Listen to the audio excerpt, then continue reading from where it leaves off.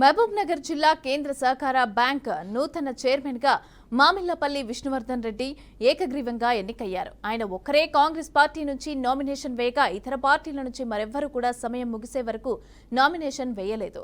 దీంతో విష్ణువర్ధన్ రెడ్డి ఏకగ్రీవంగా ఎన్నికైనట్లుగా ఎన్నికల అధికారి టైటస్ తెలిపారు. ఇక బీఆర్ఎస్ కు చెందిన నిజాం పాషా వ్యక్తిగత కారణాలతో చైర్మన్ పదవికి రాజీనామా చేయడంతో చైర్మన్ ఎన్నిక అనివార్యమైంది. తనను ఏకగ్రీవంగా గెలిపించిన ప్రతి ఒక్కరికి విష్ణువర్ధన్ రెడ్డి ధన్యవాదాలు తెలిపారు.